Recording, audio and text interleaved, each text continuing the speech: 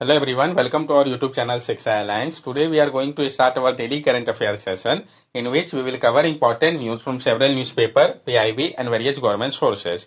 So let's begin our session. Our first topic is captive breeding of fishery. तो हम जानेंगे जो captive breeding of fishes कहा गया इसके बारे में. The Center for Marine Fishery Research Institute CMFRI in Visakhapatnam is engaged in captive breeding and seed production of groupers, John Snapper and Indian Pompano at its mariculture lab.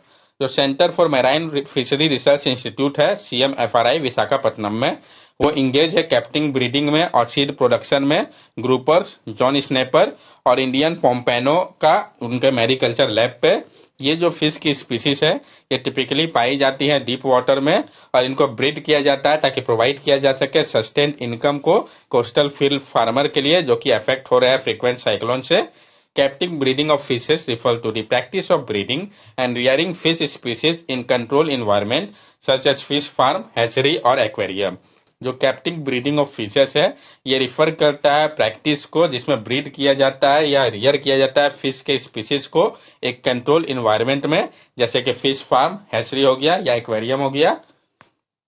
India status in fish production, Bharat का क्या status है fish production को लेके. तो India जो है वो तीसरा लार्जेस्ट फिश प्रोड्यूसिंग कंट्री है. ये कंट्रीब्यूट करता है 8% ग्लोबल फिश प्रोडक्शन में और रैंक करता है सेकंड एक्वाकल्चर प्रोडक्शन में.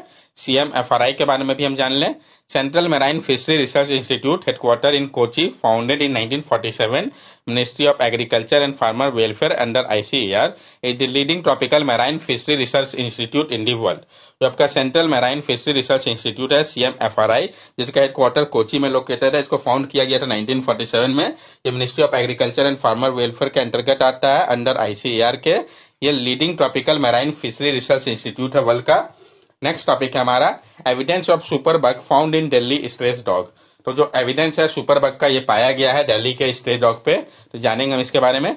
Scientist from Delhi university and MC master university and Canada have discovered and isolated the first live culture of the drug resistance fungus Candida auris C. Orris from the ear canal of stray dog in Delhi. जो scientist है आपके Delhi university और McMaster university Canada के, उन्होंने discover किया है और isolate किया है पहला live culture drug resistant fungus Candida auris C. Auris का ईयर कैनाल से स्ट्रे डॉग का दिल्ली में. C. ऑरिस या कैंडिडा ऑरिस के बारे में हम जान ले. C. Auris is a dangerous fungus known for causing persistent and severe infection often leading to widespread outbreak in hospital. जो कैंडिडा ऑरिस है ये डेंजरस फंगस है जिसको जाना जाता है परसिस्टेंट और सीवियर इन्फेक्शन के कारण. इसके कारण वाइड स्प्रेड आउटब्रेक हो सकता है हॉस्पिटल में. The research highlight the need to address the role of animal in the spread of drug resistant infection and the potential risk they pose to human health. और ये जो research है ये highlight कर रहा है जो आवश्यकता है एड्रेस करने की जो रोल है एनिमल का, क्योंकि ये स्प्रेड कर सकते हैं ड्रग रेजिस्टेंट इन्फेक्शन को और पोटेंशियल रिस्क हो सकता है ह्यूमन हेल्थ के ऊपर भी इनका. नेक्स्ट टॉपिक है हमारा standard operating procedure SOP by CBIC. तो जो स्टैंडर्ड ऑपरेटिंग प्रोसीड्यूर है CBIC central board of indirect tax and custom का, इसके बारे में हम जानेंगे. Central Board of Indirect Tax and Customs CBIC had issued a standard operating procedure SOP to prevent the use of freebies, illicit liquor and other prohibited item to lure voters during upcoming election in India.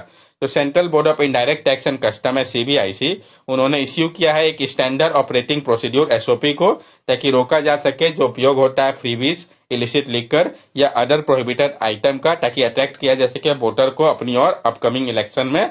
तो इसके लिए CBIC ने जो SOP किया है इसके बारे में हम जानेंगे. ये SOP स्टैंडर्ड ऑपरेटिंग प्रोसीड्यूर होता है क्या है. It is a set of guidelines and instruction that define how a particular task or process should be carried out. SOP are created to ensure the consistency, efficiency and compliance with established protocol. ये set करता है guidelines और instruction को जो कि define करता है कि किस तरीके से पार्टिकुलर टास्क या प्रोसेस को कैरी किया जाएगा. जो स्टैंडर्ड ऑपरेटिंग प्रोसीड्यूर है इसको क्रिएट किया जाता है ताकि इंश्योर किया जा सके कंसिस्टेंसी, एफिशिएंसी और कंपाइलेंस को एस्टेब्लिश प्रोटोकॉल के अनुसार. SOP बाय CBIC, इसका क्या मकसद है. तो जो स्टैंडर्ड ऑपरेटिंग प्रोसीड्यूर है इसका एम है कि इंश्योर किया जाए फेयर और ट्रांसपेरेंट इलेक्शन को, प्रिवेंट किया जाए जो फ्लो होता है suspicious cash, illicit liquor, drug, narcotics, freebies, smuggle goods during assembly और जनरल इलेक्शन का, तो उसको कर्व करना इसका टारगेट है. मॉनिटरिंग की अगर हम बात करें, in line with the direction of election commission, CBIC has instructed its field official to monitor both monetary and non monetary inducement using during the election process. और ध्यान में रखते हुए जो डायरेक्शन है इलेक्शन कमीशन का, सीबीआईसी ने instruct किया है अपने फील्ड ऑफिशियल को कि वो मॉनिटर करे दोनों ही मॉनिटरी और नॉन मॉनिटरी इंड्यूसमेंट का, जिसका उपयोग होता है इलेक्शन प्रोसेस के दौरान। सर्विलेंस की अगर हम बात करें, official will establish surveillance team, conduct check on vehicle and warehouses and apprehend smuggle goods, setting up flying squad and static surveillance team for vehicle check and verification of warehouse। और जो official है वो establish करेंगे surveillance team को, जो conduct करेंगे check on vehicles और where houses का, और अप्रहेंड करेंगे स्मगल गुड्स को। सेटअप किया जाएगा फ्लाइंग स्क्वाड का भी और स्टैटिक सर्विलेंस टीम का व्हीकल चेक और वेरिफिकेशन के लिए वेयर हाउस का। कॉन्फिस्केशन की अगर हम बात करें, तो जो मूवमेंट होता है आइटम्स जैसे कि साड़ी, पार्टी फ्लैग एक्सेट्रा, ये एसोसिएटेड है कैंडिडेट और पॉलिटिकल पार्टीज के साथ बिना कोई ई बिल के, तो उसको कॉन्फिस्केट कर लिया जाएगा, मतलब कि बिल होना चाहिए। रिपोर्टिंग की अगर हम बात करें, the tax officer will report their activity to the election commission on daily basis. और जो टैक्स ऑफिसर होंगे वो रिपोर्ट करेंगे इनके एक्टिविटी को इलेक्शन कमीशन के पास डेली बेसिस में। सीबीआईसी के बारे में हम जान ले। It is a government body under ministry of finance in India. It is responsible for formulating policy related to custom, excise duty, GST and narcotic. जो central board of indirect tax and custom है, ये government body है जो कि ministry of finance के अंतर्गत आता है भारत का। ये रिस्पॉन्सिबल है फॉर्मुलेट करने के लिए पॉलिसी को जो कि रिलेटेड है कस्टम, एक्साइज ड्यूटी, जीएसटी और नारकोटिक से। CBIC oversee the administration and collection of these taxes and is administrative authority for its subordinate organization। और जो CBIC है वो देखता है एडमिनिस्ट्रेशन और कलेक्शन को इन टैक्सेस का, और ये जो है एडमिनिस्ट्रेटिव अथॉरिटी है इनके सबऑर्डिनेट ऑर्गेनाइजेशन के लिए।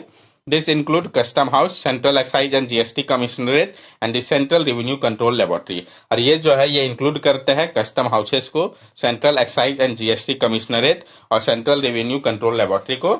यहाँ पे आप देख सकते हैं जो मिनिस्ट्री ऑफ फाइनेंस है, इसके अंदर department of economic affairs, department of expenditure, department of revenue, department of financial service और department of investment and public asset management आता है। और डिपार्टमेंट ऑफ रेवेन्यू के अंदर ही central board of indirect tax and custom CBIC आता है। Next topic है हमारा न्यू व्हीट वेराइटी। तो जो नया व्हीट का वेराइटी है इसके बारे में हम जानेंगे। The Punjab agriculture university PAU has developed a new variety of wheat called PBWRS1 which has high amylose starch content। तो पंजाब एग्रीकल्चर यूनिवर्सिटी है, उन्होंने डेवलप किया है एक न्यू वेराइटी को व्हीट का, इसका नाम रखा गया है PBWRS1, जिसके हाई एमाइलस स्टार्च कंटेंट है। इसका एडवांटेज क्या है? Reduce the risk of type 2 diabetes and cardiovascular disease. ये कम कर देगा जो रिस्क है टाइप 2 डायबिटीज और कार्डियोवैस्कुलर डिजीज का। Chapati's made from this wheat release glucose more slowly into the bloodstream, providing a feeling of satiety and potentially reducing the prevalence of diet-related disease। जो चपाती बनेंगे इस वैरायटी के wait से, वो release करेंगे glucose को धीरे धीरे ब्लड स्ट्रीम पे, प्रोवाइड करेंगे एक फीलिंग सैटिस्फैक्टी का और पोटेंशियली रिड्यूस करेंगे जो प्रिवलेंस है डाइट रिलेटेड डिजीज का। It is resistant to yellow rust and moderately resistant to brown rust fungal disease. और ये रेजिस्टेंस है येलो रस्ट से भी और मॉडरेटली रेजिस्टेंस है ब्राउन रस्ट फंगल डिजीज से भी। मतलब क्या, डिजीज के होने के चांस भी कम है, यानी इस कारण जो क्रॉप लॉस होता था, जो नुकसान होता था वो भी कम हो जाएगा। कंसर्न क्या है? It has slightly lower productivity compare to other variety. लेकिन इसका जो प्रोडक्टिविटी है कम है दूसरे वैरायटी के कंपेरिजन पे, ये इसका एक चिंता का विषय है। स्टार्च की अगर हम बात कर ले, starch is a complex carbohydrate found in various plant based food such as grain, potato and legumes. Starch जो है आपका एक कॉम्प्लेक्स कार्बोहाइड्रेट है जो कि पाया जाता है वेरियस प्लांट बेस्ड फूड में, जैसे कि ग्रेन हो गया, पोटैटो हो गया, लिग्यूम्स हो गया। It serve as a storage form of energy in plant. Starch is compose of glucose molecule that are joint together in long chain. ये सर्व करता है कि स्टोरेज फॉर्म के रूप में एनर्जी का प्लांट में। स्टार्च जो है वो कंपोज होता है ग्लूकोज मॉलिक्यूल से जो कि जॉइंट होते हैं एक दूसरे के साथ लॉन्ग चेन पे। एमाइलोज के बारे में हम जान ले। Amylase is a type of starch found in various carbohydrate rich food including grains like wheat। और एमाइलोस एक टाइप है स्टार्च का ही जो कि पाया जाता है वेरियस कार्बोहाइड्रेट रिच फूड में, जैसे कि आपका वेट हो गया, इसमें पाया जाता है। It is one of the two main component of starch, the other being amylopectin. और ये जो है one of the two main component में से है स्टार्च का एमाइलोज, जो दूसरा है आपका वो एमाइलोपेक्टिन है। Food with higher amylase content generally have slower digestion rate and a lower impact on blood sugar level compared to food with higher amylopectin content। Food जिसमें हायर एमाइलेज कंटेंट होता है, generally slower digestion rate होता है उसका, इस कारण lower impact पड़ता है इसका ब्लड शुगर लेवल पे, अगर हम कंपेयर करें वैसे फूड से जहां पे हायर एमाइलोपेक्टिन कंटेंट होता है। तो नेक्स्ट टॉपिक है हमारा हाइड्रोजन हाइड्रेट। तो हम जानेंगे हाइड्रोजन हाइड्रेट के बारे में। Gujarat Alkyl and Chemical Limited (GHCL) State PSU has started dispatching indigenously made hydrogen hydrate, a chemical product used in various industries. This move aims to reduce India's dependence on import from Europe. जो Gujarat alkyl and chemical limited है, जो कि state PSU है, उन्होंने start कर दिया है dispatch करना इंडाइजेनसली मेड हाइड्रोजन हाइड्रेट को, जो कि एक केमिकल प्रोडक्ट है जिसका उपयोग होता है वेरियस इंडस्ट्री पे। ये जो मूव है इसका मकसद है रिड्यूस करना इंडिया के डिपेंडेंस को जो इंपोर्ट के ऊपर है यूरोप के। Hydrogen hydrate is a chemical compound with the formula N2H4.H2O।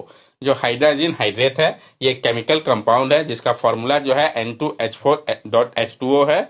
It is a colourless liquid that is widely use as a reducing agent, a chemical intermediate and oxygen scavenger in the treatment of boiler water and a rocket propellant। ये colourless liquid है जिसका widely उपयोग होता है एक reducing agent के तौर पे। ये एक केमिकल इंटरमीडिएट है, एक ऑक्सीजन स्कैवेंजर है, ट्रीटमेंट में यूज होता है इसका बॉयलर प्लांट का और रॉकेट प्रोपेलेंट के तौर पे भी।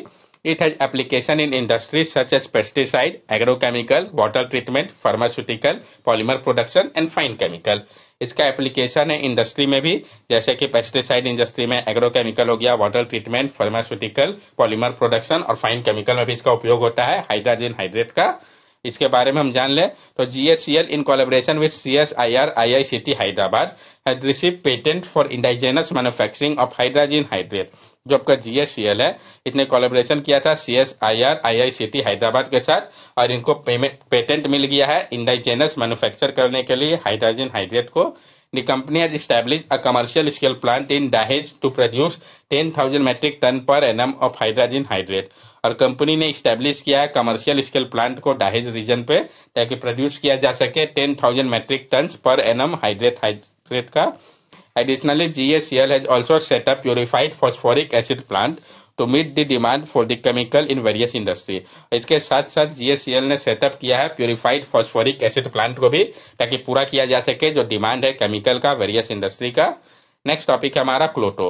तो हम जानेंगे क्लोटो के बारे में। एक जो नया स्टडी है वो रिवील करता है कि इंजेक्ट करके एजिंग मंकी को लॉन्गेविटी फैक्टर प्रोटीन के साथ रिस्टोर किया जा सकता है जो लेवल है क्लोटो का, और ये इंप्रूव करता है उनके कॉग्निटिव फंक्शन को, जैसा कि स्टडी में पाया गया है। क्लोटो है क्या? तो क्लोटो एक एंजाइम है जो कि ह्यूमन इनकोडेड है KL जीन के साथ और ये प्रोड्यूस होता है किडनी पे। सर्कुलेटिंग लेवल जो होता है वो सोलुबल क्लोटो का डिक्रीज होता है एज के साथ, और क्लोटो जीन जो है ये एसोसिएटेड है increase risk of age related disease के लिए, यानी जो खतरा होता है एज रिलेटेड डिजीज का वो एसोसिएटेड है आपका क्लोटो एंजाइम के साथ ही। क्या सिग्निफिकेंस है इसका फाइंडिंग का? ये जो फाइंडिंग है ये हमें लीड कर रहा है एक न्यू ट्रीटमेंट की और न्यूरोजेनरेटिव डिजीज को लेके।